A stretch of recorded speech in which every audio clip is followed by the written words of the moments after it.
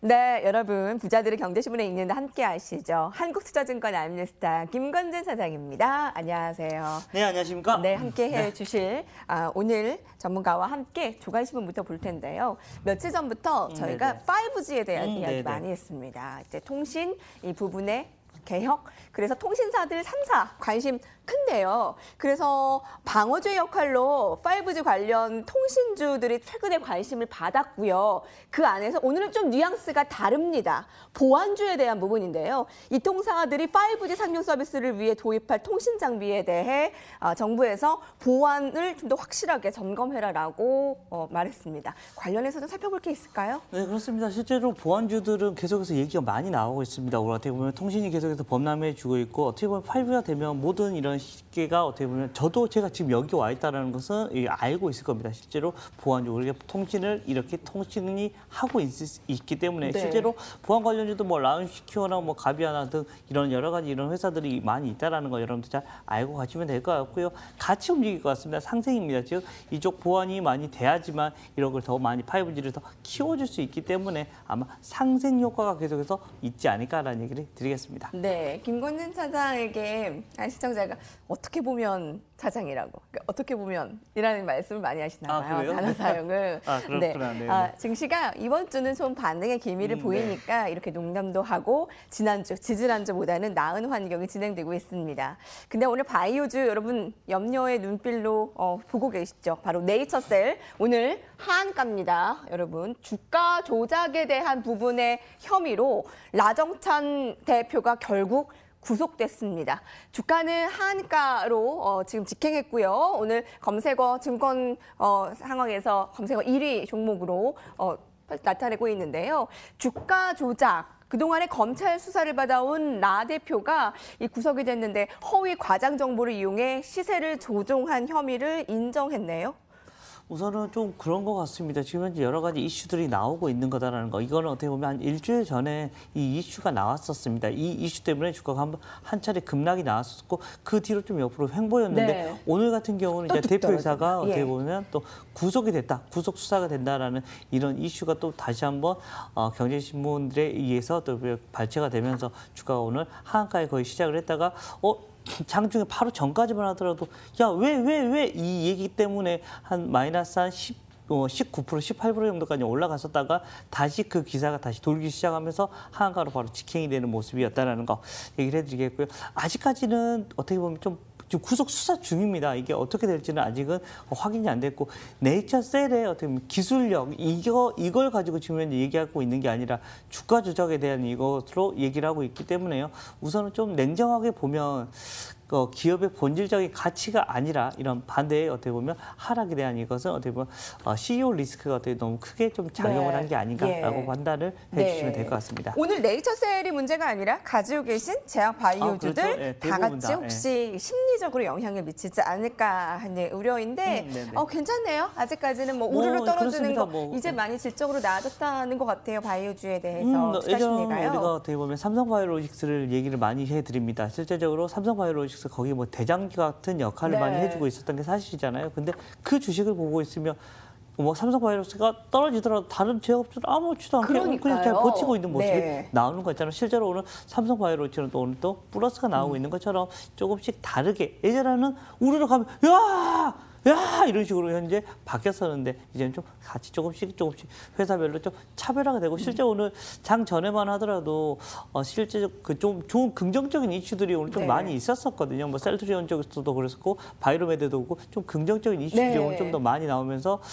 제약바이오가 아침은 좀 잤다 가자라고 얘기를 했는데 좀 결정적인 한방 퐁 이렇게 치면서 시장이 좀 조금 어려워지고 있는 모습이다라는 얘기를 드리겠습니다. 여러분 오늘 코오롱 생명과학은 10% 이상 그 급등이고요. 오늘 메디포스트도 한 2, 3% 상승이고요.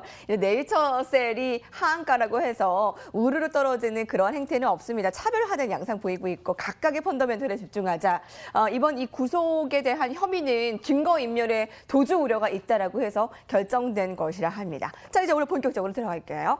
어제 오후부터 계속 포털 사이트에 이름이 올려져 있는 게 신일그룹이었어요. 도대체 무슨 회사길래? 그리고 막 네. 보물섬 얘기도 나오고 현대파 보물섬. 아니 이게 무슨 어디에 동화책에 영화에나 나올 법한 이 보물섬의 얘기가 돈스코이오의 인양을 추진하고 있다라는 신일그룹, 그것은 신일그룹의 주장입니다.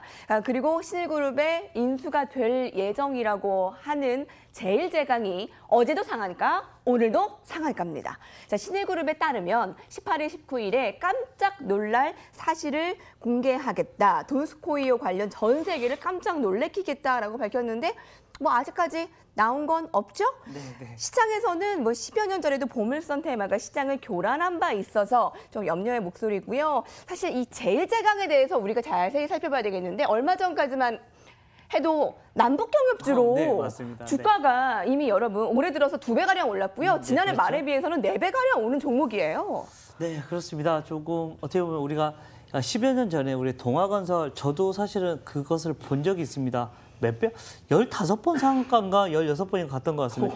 그렇게 계속해서 네. bombombombom 계속해서 가던 것을 기억이 납니다. 그것 때문에 여러분들 보물섬이다, 뭐 보물선이다 이런 얘기가 나오면 주가가 좀 당연스럽게 위로 움직여주는 것 같고요.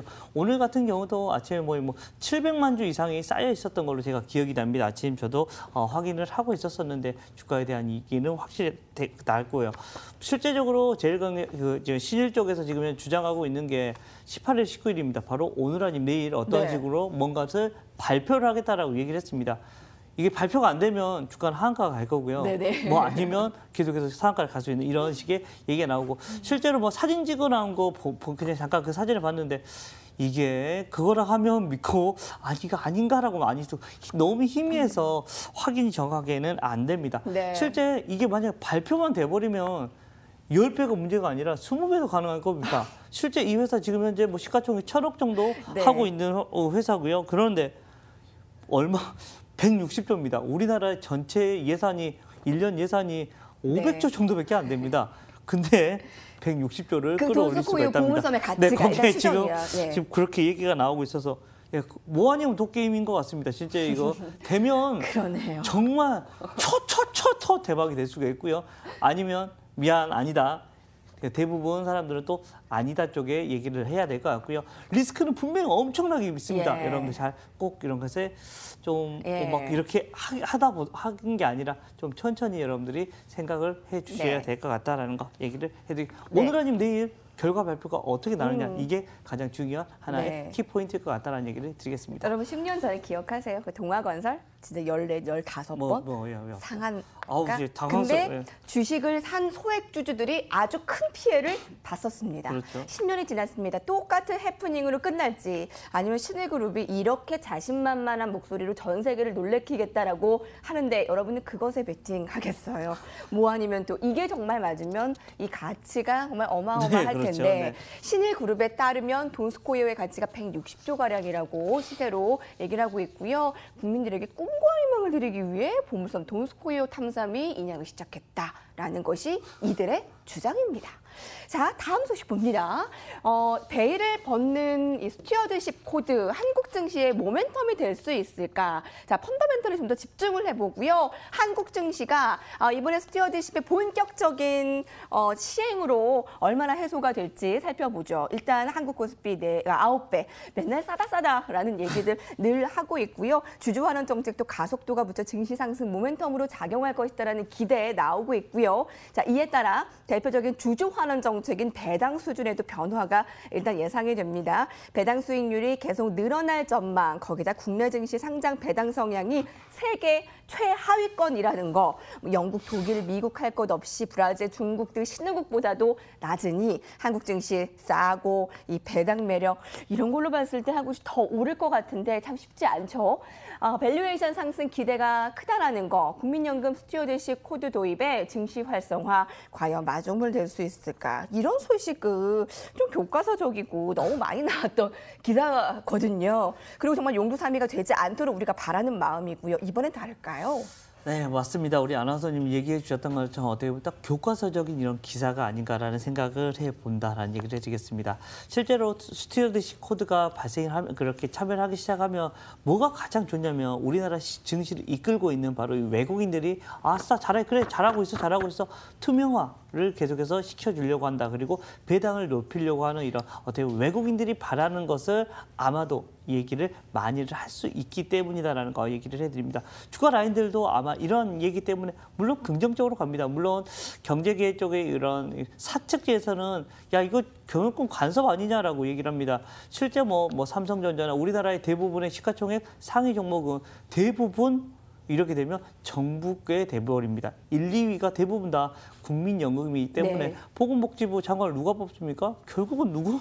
바로 이 대통령님이 이것을 지명을 하기 때문에 사실은 조금 이거 어떻게 보면 국가께 모르게 돼버리지 않나라는 생각을 할 수도 있습니다. 그렇지만 우리 주주들 입장에서는 어찌됐든 긍정적일 겁니다. 아마도 야 배당 더 많이 해. 또 그리고 너무 또 너희들 마음대로 이렇게 돈 쓰는 거 아니야라고 얘기를 할 수 있고 어떤 것에 대해서 계속해서 태클을 걸어갈 수 있습니다. 기존까지는 어땠다? 바로 국민연금 무조건 손들어주는 거수기 역할만 계속해서 찬성, 그래 잘하고 있어라고 하는 이런 찬성만 해주다가 이제는 어떻게 보면 기업의 발전을 위해서 여러 가지 이슈들을 많이 만들어갈 겁니다. 바로 이 기업의 투명화와 어떻게 보면 주주 배당이 등 어떻게 보면 우리에게 어떻게 보면 주주 환원을 할 수 있게 여러 가지를 만들어주는 하나의 코드가 되는 거다라고 판단해 주시면 될 것 같습니다. 국민연금의 스튜어디시 코드 시행으로 국내 증시 밸류에이션 기대가 한껏 부풀어져 있는 상황입니다. 자, 마지막 오늘 특징주와 함께 안타까운 소식 전해드릴게요. 이번 어제였죠. 포항해병대 1사단에서 헬기가 추락해 안타까운 5명의 사망하는 사고가 발생했는데요. 오늘 관련해서 한국항공우주가 급락을 나타내고 있고요. 추락 헬기 마리온이란 것은 한국형 기동 헬기의 수리온을 개조한 헬기라고 합니다. 지난 1월 2대 인수한 2대 중에 2호기가 이번에 사고가 발생했고요. 추락 사고 원인 규명과 대책 수리 협조키로 했습니다. 자, 이와 관련해서 한국항공우주 한번 주가 흐름 볼까요? 한 5% 가량 하락입니다. 여기서 뭐 증시 상황 같이 체크를 해본다면요. 우선은 그렇습니다. 좀 안타까운 사건인 건 분명히 맞다라는 얘기를 해드리겠습니다. 그렇지만 주가의 측면에서 보면 단기적인 악재의 가능성이 좀 크다라는 얘기를 해드릴 수가 있습니다. 어떻게 보면 오늘 하락을 하면 하락을 했네라고 어떻게 얘기를 해드리면 될 것 같고요. 앞으로의 흐름이 중요할 건데 앞으로의 흐름은 가장 크게 이슈가 되는 건 바로 이 미 고등훈련기에 대한 입찰 결과가 조만간 발표가 될 걸로 알고 있습니다. 실제적으로 로키트 마틴하고 지금 현재 한국항공우주가 어떻게 보면 컨소시엄을 이뤄서 지금 현재 입찰에 나오고 있고 반대편에는 보잉사와 어떻게 보면 그쪽에서 지금 대결 양상이다라는 얘기를 해드리겠고요. 아직까지는 5대5인 것 같습니다. 지금 현재 로키트 마틴이 받을지 보잉이 받을지 아직은 5대5 아무도 아직은 모르고 있는데 한국항공우주가 받아만 온다면 아마도 앞으로의 그런 성장성 같은 경우는 아주 크게 지금 현재 얘기는 나올 수가 있다는 거. 여러분들 지켜보셔야 될 것은 바로 이런 미국 고등훈련기의 어떻게 보면 입찰 결과를 여러분들이 좀 더 관심 있게 보셔야 될 것 같고요.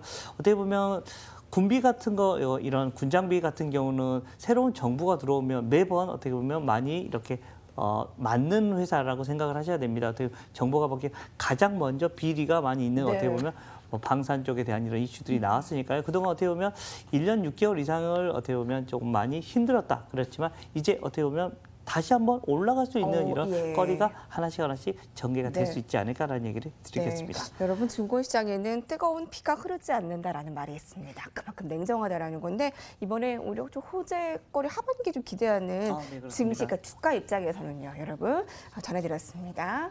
자, 여기까지 봅니다. 부자들의 경제신문에 있는다 함께했습니다.